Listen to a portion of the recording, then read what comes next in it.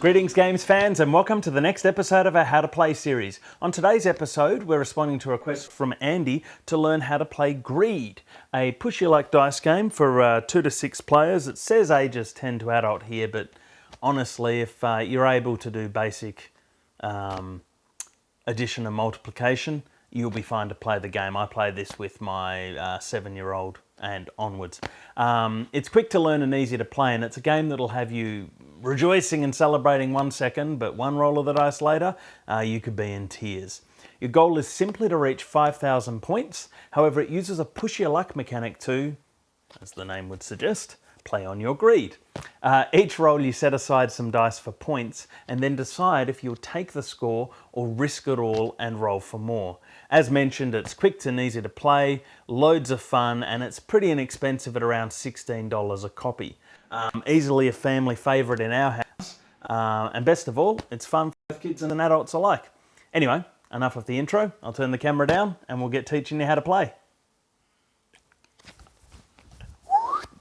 Before we begin, I just wanted to point out that today we're going to be playing with the Crown and Andrews version of Greed. There are a few different versions available. I believe they all play the same and essentially have the same components, so it doesn't really matter which version you have, but this is the most current one and the one available up on our website. Okay, so the first thing you're going to get in your box is this beautiful playmat. It's felt, designed to, you know, make the dice roll a little quieter and a little faster. It also has all the scoring stuff and a place to put your rolls. It's not essential for gameplay, but it's a nice little extra. The second component are these 6 dice, which have the following letters or symbols on them: $, G, R, a green E, a black E, and, surprise surprise, a D.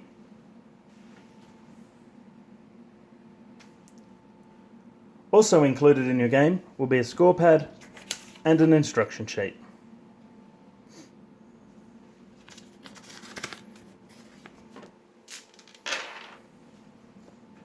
The object of Greed is to be the person with the highest number of points at the end of the game. The end game is triggered as soon as one player reaches 5,000 points, but it's the player who has the most at the end who is the winner. Which is quite a clever mechanic, but we'll get into why that's clever shortly. At the start of the game, each player takes turn to roll 6 dice, and whoever has the highest score starts the game. With each roll of the dice, any of the following single or multiple combinations allow the players to score points. A single G for gold is worth 50 points.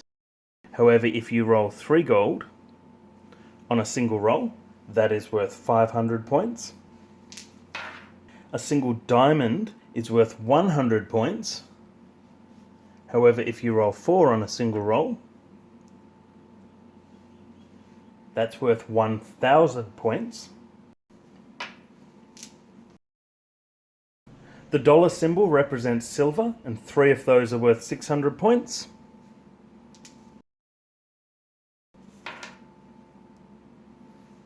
The letter R represents rubies, and 3 of those are worth 400 points. The black E's represent ebony, and they're worth 300 points if you collect 3. While the green E's represent emerald, and 3 of those are also worth 300 points. If during the game you manage to roll 6 of a kind on a single roll, that immediately earns you 5,000 points. And the last thing you can roll is Greed, which is 1 of each colour or 1 of each type, and that earns you 1,000 points. So for example, if this was your first roll, you would have 3 gold, which would be worth 500 points. These 2 and that single one aren't worth anything by themselves. Next player rolls. If they got this, that would not be worth anything because it's only a single. Remember, you need 3. You also need 3 of them. There's 2 Ds, so that one by itself is worth 100, that one by itself is worth 100, and that one is worth 50. So that will be a score of 250. The way the dice scores are resolved and used will become more apparent as we explain how the game goes on. But for the initial roll, you use that scoring to determine who rolled the highest on a single roll.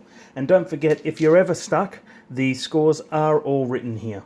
So there's greed for 1,000, 6 of a kind for 5,000, and the 3, 3, 3, 3, 3, 4, and a single D and a single G. Gameplay is conducted in rounds. To start their turn, a player rolls all 6 dice. They may then set aside any of these dice which have a point value. So in this particular instance, 2 silver are not worth anything because you need a minimum of 3 for 600 points. The same goes for the emerald. You need 3 emerald for 300, and the same for the ruby. You need 3 of them for 400. These ones, however, the diamond is worth 100 by itself, and the gold is worth 50 points by itself. So you can set aside those and secure yourself 150 points. Then you have to make a decision. Do you want to stop and take that 150 points, working your way up to the 5,000 point endgame? Or do you want to roll these dice again and try to add to your score? Now the risk of rolling these dice again is that if you roll and get, that's a bad roll. Okay, so I chose to put aside 1 dice and then roll again. If you roll and don't get any score on these dice, then you lose your total score for this round. So my score for this round would now be 0, and I would lose anything I'd set aside. One important thing to mention right now is that the scores indicated are for a single roll. So, for example, if we kept rolling and ended up with 4 diamonds, because on the first round we got a single, which is worth 100, second one, 100, 100, 100, that is actually 400 points worth of diamonds. We don't get to add them up like in Yahtzee and say, okay, now I've got 4 diamonds, which makes 1,000. They're only worth the points assigned to them at the time they were rolled. If you reach a point, I'll just cheat a little bit, where you have assigned all your dice, you then take that score, so 1, 2, 3, 400, 450, 500, and you may roll all the dice again. Same rules apply of pushing your luck, but of course the odds of getting a 0 roll on 6 dice are pretty slim. It'd be amazing how often it happens though. So you would have 500, now you'd say 600, 700, 800, do I push? 900, 950, and you might go, okay, now I'm going to stop. I will take 950 points for my turn, and it's the next player's turn. By ending your turn and taking those points, you secure those points. You cannot lose them from that point on. When you do a roll, and you have all these, you're not obligated to put aside all of the points. You could say, let's say you rolled that. You could choose to set aside 1 diamond for 100 points, or maybe you set aside 2, thinking, oh, the odds of me rolling another high score with another point scoring roll with 4 dice is pretty good. Or alternatively, you could take all 3 for 250, try and roll 3, or whatever you want. You're not obligated to do anything other than take at least 1 scoring die. Now there's one other trick with scoring, which plays into the name of the game quite well. In order to start scoring, you must score at least 500 points. Now the reason I say that's clever is because it encourages you to push your luck and gives you that, oh, get that little bit more, oh, get that little bit more, oh, piece of candy, oh, piece of candy. That's sort of teaching you to be greedy rather than conservative. So, if this was my turn, as an example, I would roll all the dice to begin. And that's worth nothing, that's worth nothing, that's worth, oops, that's worth nothing, that's worth nothing. The only one I can set aside on that turn is a G, which I must do. I cannot stop here because I've only got 50 points and I don't have any points on the scoreboard yet. So then I roll again, and I've got a D, and I decide to leave the G there. So I've got 150 points now. I could have 200, but I decide to leave it there because I know I need to get up to 500.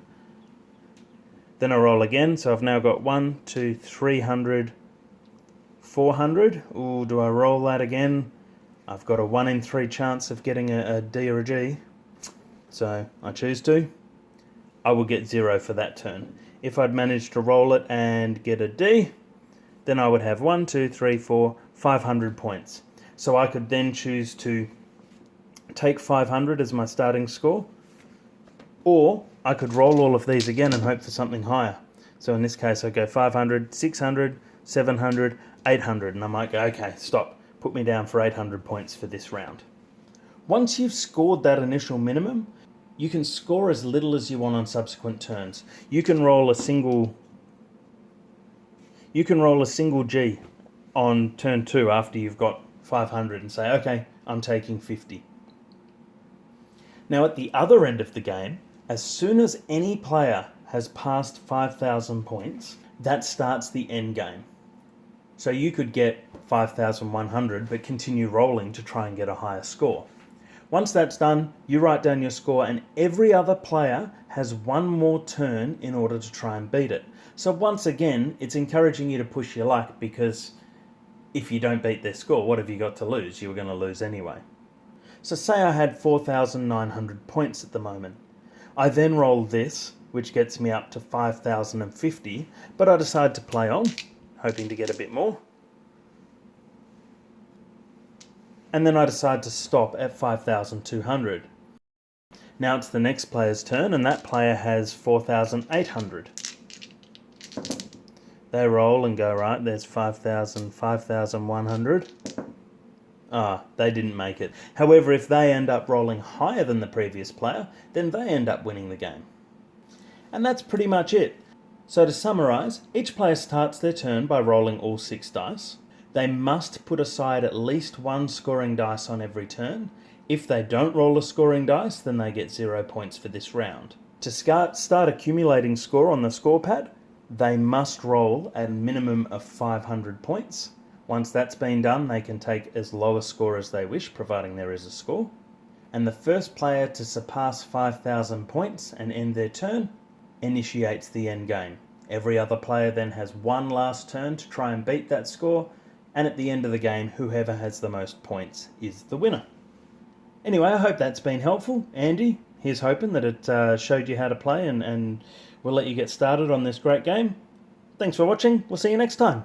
Bye.